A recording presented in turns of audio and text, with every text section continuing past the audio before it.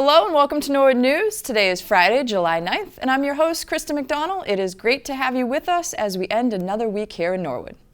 Norwood Hospital has announced that they are planning to rebuild in the same location as the currently closed location. Brian Boudreau was able to catch up with President Sal Perla to recap the previous year and what to look forward to in the future. Last week marked 1 year since a historic storm hit the town of Norwood, flooding out most of the town. Norwood Hospital was hit hardest by the storm, forcing evacuation of the hospital and eventual closure. President of Norwood Hospital, Salvador Perla, recaps the events surrounding the flooding and the future of Norwood Hospital. A year ago, June 28th, we had a tragic weather condition, flash flood. We're not exactly sure what we call it, but it flooded the facility to the point where we actually had to evacuate all of our patients and close. We were very fortunate to be able to evacuate approximately 180 patients and all our staff. We got them out safely, no one was injured, and through the help of our teamwork here, our EMS partners, every fire department from all the regions were just absolutely amazing, and we can't thank them enough for being able to help us through that very difficult situation. We have very exciting news about Norwood Hospital. We have made the announcement that it is official that we are going to be rebuilding a brand new replacement facility right here on the site where the existing Norwood Hospital has been for the last 100 years. So the location will be staying the same, and we will be having a brand new modern facility. Although the main facility has been closed since the flood, the hospital has been able to provide care for those who need it at their remote sites in the area. So what we are providing is we are providing all of our imaging services at the Guile building across the street from the hospital, which was not impacted by the flood. We have an imaging center in Foxborough. We have a cancer center in Foxborough. We do medical oncology. We do radiation oncology. We've managed to find some locations for other services that aren't on this campus, such as a sleep center.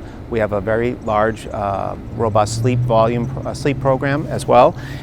We are doing EEGs, EMGs. We have a brand new state-of-the-art physical therapy facility on Route 1 that just opened.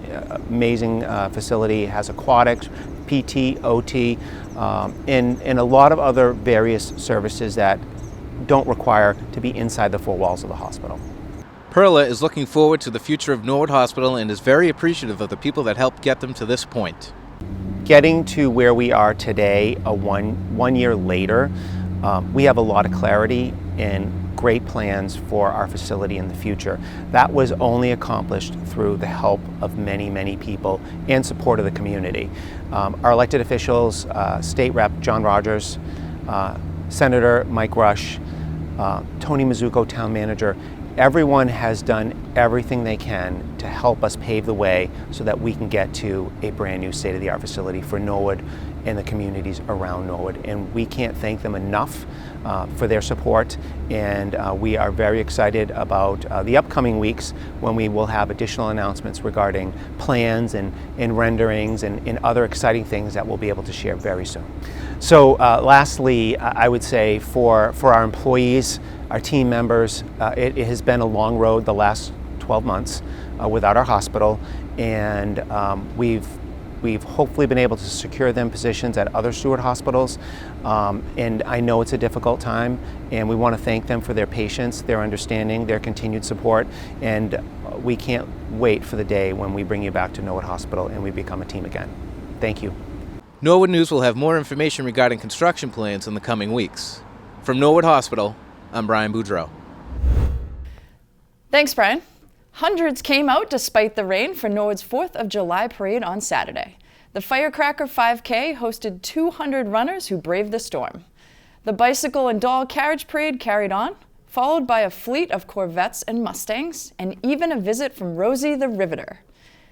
Thank you to the Grand Marshals of the parade, the Cooper family. The family did a wonderful job carrying on Norwood legend Bernie Cooper's lasting legacy. It's safe to say that no Norwood parade is complete without a visit from the town's youth sports champions, and there they are. Great job, guys. The parade winded down with performances by dance groups, marching bands, and a town staple, the Colonial Boys. Big thank yous are in order for Rec Department Director Travis Farley and Assistant Director Katie Seastead for putting together an incredible lineup this year. We can't wait for next year, with maybe a little less rain. We will be right back with news about the Senior Center and a water main website update.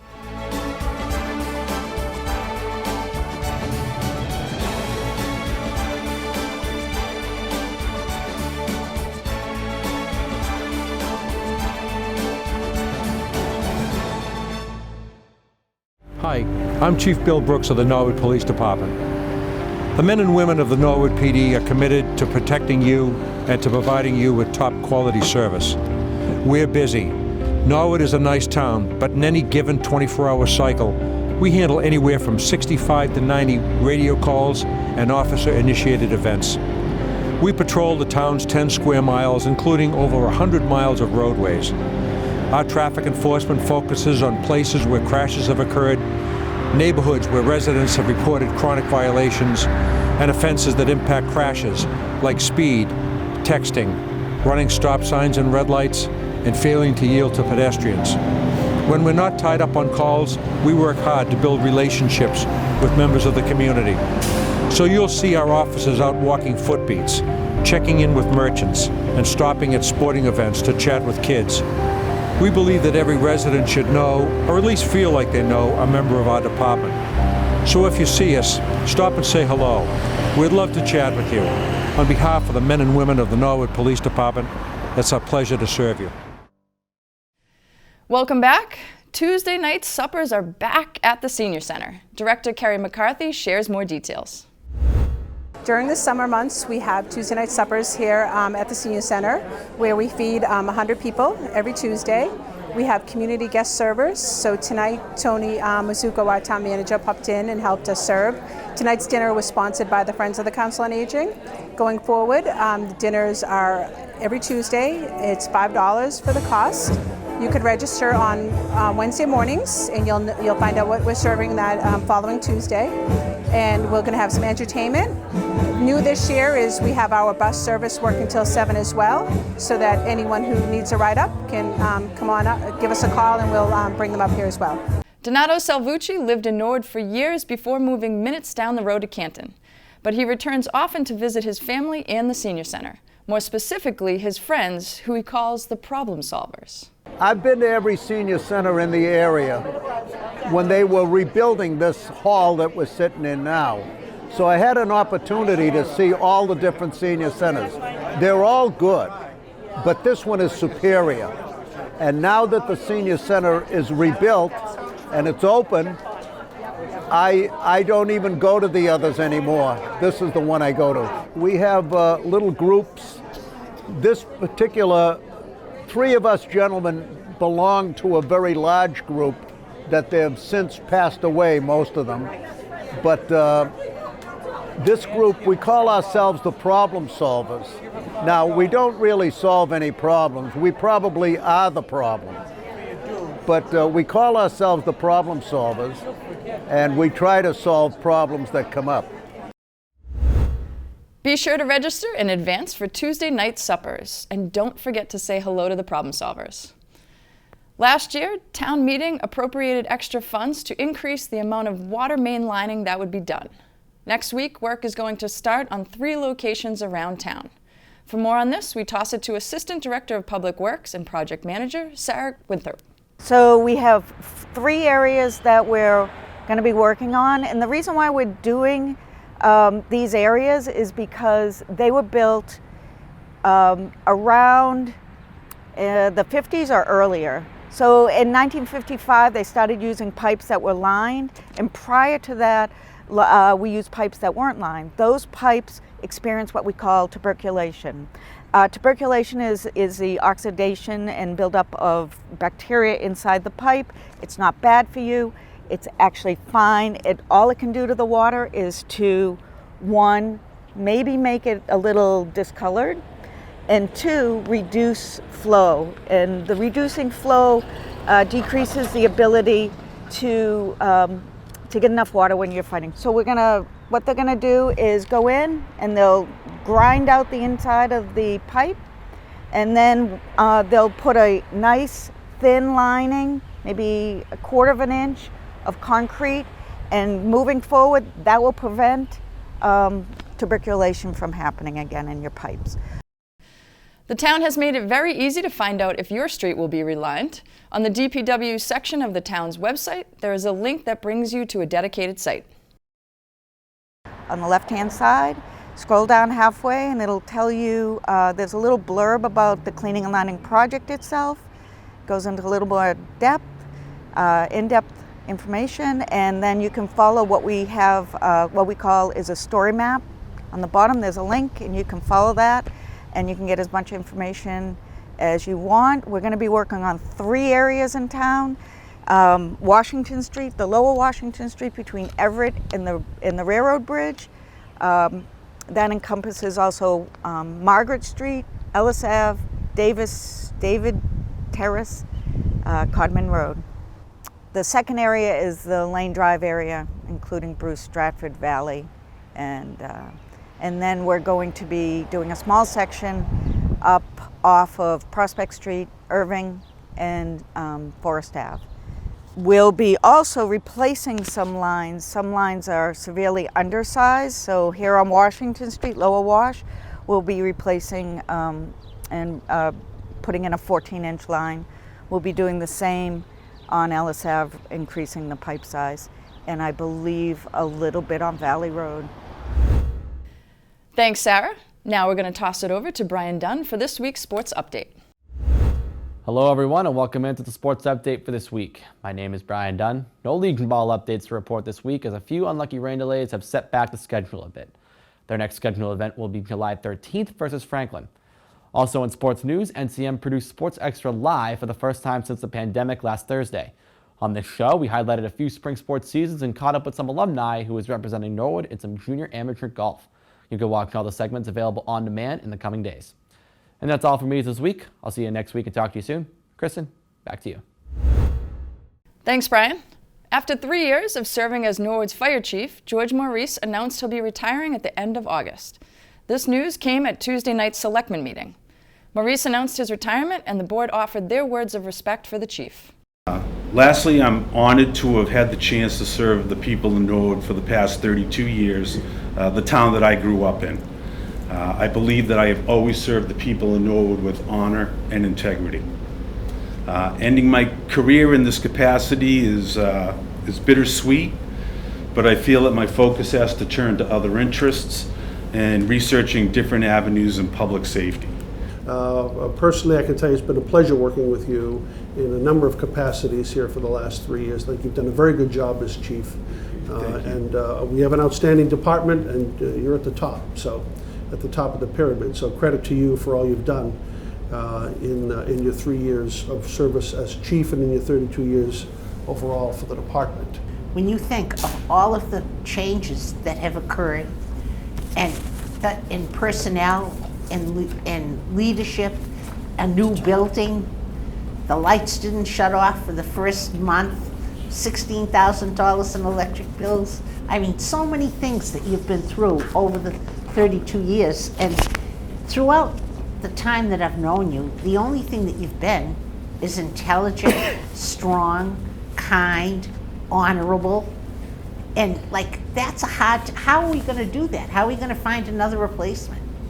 You know, I'm sorry. I'm happy for you that you're leaving, but I'm sorry for the town because I appreciate and I thank you for everything that you've done. And then I remember very distinctly standing there with the chief and Deputy Cody and Deputy Hayes at the hospital as we were figuring out how do we evacuate the hospital in the middle of a flood and a power outage and everything else. So we're going to miss you and we're going to miss your leadership, and we don't want you to be a stranger. Tuesday night, the Finance Commission bade farewell to Town Accountant and Commissioner Clerk Tom McQuaid.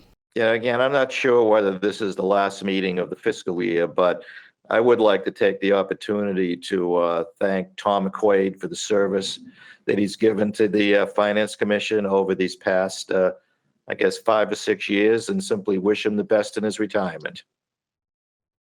So moved. So moved. I think it's unanimous. Thank you, Tom. And well before you became the Director of Finance, your membership and your help on the Finance Commission, and of course being one of our wonderful selectmen. And Thank we you know all. you'll be around. I know you'll also be around to help for anything people need. I will. Thank you, Tom. Thank you, Tom, for your many years of dedication and service to the town. The commission then welcomed our new Director of Finance and Accounting, Meg LeMay. Formal agenda for tonight's meeting, which will be relatively brief. I do want to welcome to our virtual meeting this evening our new Director of Finance and Accounting, Meg LeMay. Welcome, Meg. Thank you. Your very first day here, and it's great that you have an opportunity to have some work overlap, if you will, with Tom. So we're very happy that both of you are. Tom has been very helpful. Good. Yeah, we found it to be helpful too. Welcome to Norwood, Meg. The fire department will proceed with repairs for engine number 3. A request for funding was approved and the 20-year-old engine will be repaired. The rec department was approved for funding to replace a porta potty. This was in response to vandalism that occurred at the Bond Street tot lot in late June. Board members proposed adding surveillance cameras to all of the town's play areas to prevent any future incidents. Later, the group discussed municipal relief expenses. These expenditures would cover unforeseen Medicare costs for town employees. Other relief may become available to Norwood Country Club and Norwood's Public Safety Department following a medical emergency in late June. Conditions on the course caused an ambulance and a front-end loader to sink. The board agreed to continue discussion in August once additional invoices and costs become available. The board meets again on August 16th. For the first time since the pandemic began, the Zoning Board of Appeals met in person for public hearings. The board approved 2 hearings on Manhattan Street and Hillshire Lane.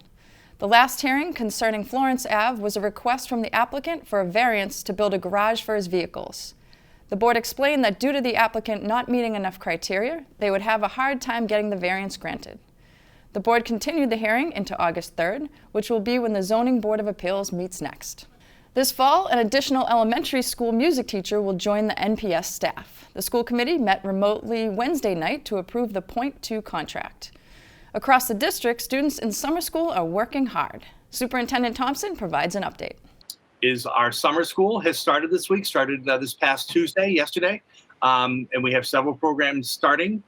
We have our Elementary Summer Matters, which is a Title I program for rising 1st through 5th graders. It's at the Balch. We have about 135 students attending. It's being overseen by Stephanie West, with obviously the assistance of Diane Farrar. Our middle school is running a program, and there's also programs for students with disabilities, including the Town's Challenger program, and that involves 50 to 110 students, and also off to a great start. Our high school has had 2 programs, one immediately following when school came out from the 22nd to 25th for a credit recovery for those who are really, really close, and then one that will be starting mid-July through mid-August. And our little our pre-K and Little Mustangs K program is serving about 46 students. Keep up the great work, students. Later, changes were applied to the mask policy. These updates include the implementation of non-binary pronouns in the policy language and additions to the superintendent evaluation process. These updates will go into effect when the mask policy is completed. Later, the group discussed the long-term agenda for the upcoming school year. The committee meets next on August 4th.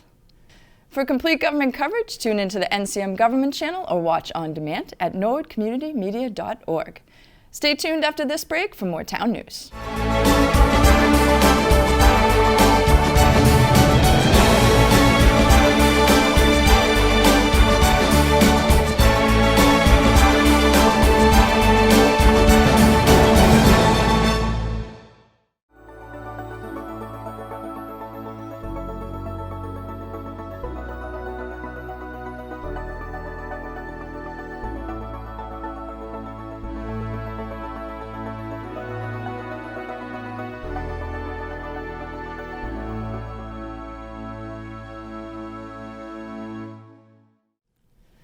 Welcome back. The Norwood Library is one of the town's greatest assets, and their events are for all ages. This week, they started their summer outdoor story time for Norwood's young residents. Let's take advantage of the weather and head outside to Bond Street. The library is outside this week. We're here at the Bond Street Tot Lot doing outdoor story time for the first time. We read stories, we played games, and we even sang some songs. We did this because people asked us for it. We had so many wonderful patrons who requested a story time, and we just felt that an outdoor story time was the best way for all of us to get together in a group safely and enjoy the outdoor weather in the summer. Our hope is that more and more friends join us every week. We can expand our games and activities that we do here on the field, and that we just have a wonderful time and kids keep their love of reading over the summer. So if you're around on Thursdays at 10 through mid-August, you can catch us here at Bond Street every week for a good time. To learn all about the events happening at the library, go to norwoodlibrary.org. The Norwood Evening Garden Club announced the installation of a new slate of officers for a 2-year term. Louise Walsh of Walpole was elected president. Mary Ellen Heike of Norwood was elected vice president. Catherine Wharton of Norwood was elected secretary. And Susan Cosman of Walpole was elected treasurer. The Norwood Evening Garden Club has won many awards at the local, regional, and national levels from the Garden Club Federation of Massachusetts, the New England Region of Garden Clubs, National Garden Clubs Incorporated, the Boston and Newport Flower Shows, and the Marshfield Fair. Wow. They have also won numerous awards from the Massachusetts Horticultural Society and an award of distinction from the Garden Club of America. For more information about becoming a member of the Norwood Evening Garden Club, or to learn about upcoming club program visits, go to www.norwoodeveninggardenclub.org. Well, that's all for Norwood News. To stay up to date with Norwood Community Media, follow us on Facebook, Twitter, and Instagram. As always, thank you so much for watching. Have a great weekend.